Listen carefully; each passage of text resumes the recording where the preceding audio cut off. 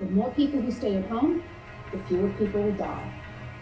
And when it comes to our borders, the Minister for Home Affairs, Peter Dutton, and the Prime Minister, Scott Morrison, need to get control of our borders today to ensure we do not have another calamitous arrival as we have seen with the Ruby Princess. In the effort to control the spread of coronavirus and limit the deaths. The move comes because the number of cases in Australia continues to double every 3 to 4 days. Now well over 2,000, the death toll is 8. The number of cases in New South Wales alone is now over 1,000. So let's take a run through of some of the developments. So from midnight tonight, here is what is shut down in Australia. Public swimming pools, indoor entertainment centres, real estate auctions can't be held or open houses, and in-store beauty treatments will all be closed down. Hairdressers will still be permitted to operate, but customers must not be on the premises for more than 30 minutes. The Prime Minister says that there should be no gatherings of more than 10 people. Weddings will be restricted to only the couple, the celebrant, and witnesses totaling no more than 5 people, while funerals will be restricted to 10 people. Australians will be banned from travelling overseas. The government says a small number of people had been defying the Department of Foreign Affairs and Trade's do not travel warning. New South Wales now has more than 1,000 coronavirus infections after 211 new cases were confirmed overnight. Globally now, over 400,000 COVID-19 cases have been confirmed, while there have been more than 18,500 deaths, many of those in Italy. India has announced it will impose a 3-week lockdown on its 1.3 billion people, with only essential services continuing to operate. The Tokyo Olympics have been formally postponed for a year after the Japanese government and the International Olympic Committee agreed that it could not go ahead. The World Health Organization has warned the US may be becoming the global centre of the pandemic. There are over 50,000 cases there now, over half of which are in New York alone. And on Wall Street, the Dow has seen its biggest one-day percentage gain since 1933, with hopes Congress will soon pass a $2 trillion rescue package. It surged by more than 11%, or more than 2,000 points, close at 20,705. And here in Australia, just in the last hour or so, Virgin Airlines has announced that it's grounding 125 aircraft, 90% of its domestic capacity, as it struggles to cope with the economic effects of the pandemic. 80% of the airline's workforce will be temporarily stood down. Virgin subsidiary Tiger Airlines will stop flying until the pandemic is over. Virgin will continue flying within Australia at 10% capacity to ensure essential services and critical freight and logistics. So much happening again around the world to do with coronavirus today. And let's focus now on Australia. So Australians are being urged to only leave their homes if absolutely necessary. The new directive has been issued by the Prime Minister Scott Morrison overnight. It includes those restrictions I mentioned before. Our political reporter Stephanie Boris joins us now from Palm House in Canberra. Steph, g'day. So take us through these restrictions in a bit more detail. I've mentioned some of them already, and also the messaging behind that we saw overnight. Good morning, Joe. Yeah, you're right. There is a lot to digest from last night's press conference of the Prime Minister Scott Morrison and the Chief Medical Officer Brendan Murphy. So first of all, taking a look at what you and I and all of our family and friends across Australia should be doing. So stay home unless it's essential to head out.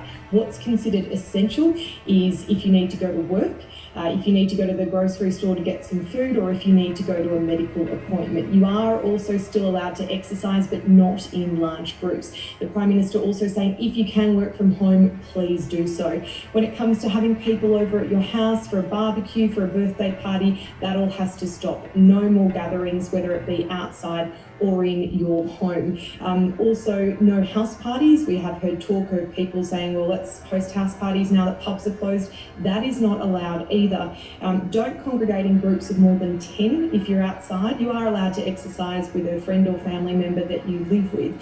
The Victorian Premier, Daniel Andrews, put it very bluntly this morning, saying if people don't follow these rules, people will die. And late last night, the Chief Medical Officer, Brendan Murphy, said that yes, these are very tough measures and is very drastically changing the way that we all live and how we socialise, but they are essential moves. These measures are really draconian. We know that, but if we're going to control community transmission, we have to stop the capacity of this virus from spreading from person to person. And as I've said many times, it is a long haul, and that's why we are keen to keep society functioning, but keep society safe. Some people have been doing things like being told they're a positive case and going into the chemist or the supermarket on the way home. If you're isolating because you're a positive case or you're isolating because you're a contact, you go home and you isolate and you obey those rules. That is a really, really important part of the control. The Chief Medical Officer there, Brendan Murphy, really trying to get that message through to Australians that if you come back from overseas or if you test positive to coronavirus, you must stay home for 14 days. You must self-isolate. We're hearing increasingly from the Prime Minister and from state and territory leaders that people are not following that directive, and obviously that is then putting other people's lives at risk. So we do understand that state and territory police officers are making calls and checking up on people to ensure that they are following those directives. Yeah, and so it sounds like more and more effort will be put into what's been called contact tracing. That's right. So contact tracing, if I contract coronavirus, then it's about getting in touch with all those people I've recently been in contact with that potentially could have the virus as well. And obviously that could be difficult if someone's been on a bus or in a shopping centre. So the state and territory governments are looking at whether mobile phones could play a role in this. And they're looking specifically at the technology being rolled out in Singapore. There's an app over there that can determine if someone's been in contact with a coronavirus patient through Bluetooth technology. So New South Wales this morning saying yes, they are looking at different ways of making sure they can exactly work out who has been in touch with people that test positive to coronavirus. And Steph, we've run through a couple of those businesses, or a number of those businesses that are going to be required to close their doors from midnight. What's the Prime Minister's messaging around this? So the Prime Minister said that these were hard decisions to make, and obviously ones that himself and the state and territory leaders were at pains to do, because obviously this puts a lot of people out of work, but in the end, health has to come first. And the reason for these business closures is to further stop people congregating together. So just quickly again, running through the businesses that will have to close as of midnight: beauticians, nail salons, tattoo parlours, real estate auctions, open house inspections for homes, unless you do it by a private appointment, play centres for kids, both indoors and outdoors, libraries, galleries, community facilities. Still operating though, Joe, food courts are allowed to remain open, but only for takeaway. Hairdressing appointments are okay if it's under 30 minutes. Boot camps outside can still go ahead, but a maximum of 10 people.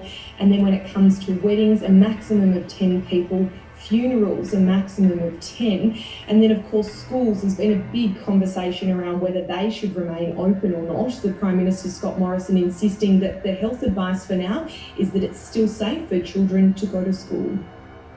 It's going to be a tough year in 2020. And one of the things I don't want to have yielded up is a year of a child's education, which is so important. We need to work so hard together to try and ensure that those kids get that education, and that is not lost to this virus. And so I look forward to meeting with Australian Education Union tomorrow, and to have that conversation and to see how we can come together and agree how we can continue to deliver that while doing that safely for those who work in schools, and of course for the kids themselves. As we know, the medical advice is kids can safely go to schools. And Steph, what's the timing on this outright ban on international travel? So that comes into force from midday, Joe, and that means that no Australians are allowed to travel overseas. There are a few exemptions, such as compassionate reasons if it's essential for work, and also aid workers if they're required overseas. On top of that as well, new offences coming in today for people that collect and buy a stack of hand sanitisers and face masks and then try to either charge Australians more for them or are trying to send them offshore to make a profit. There's a huge crackdown going on that to try and ensure that there are enough supplies here in Australia and at reasonable prices. Okay, Stephanie Boyce here in Canberra.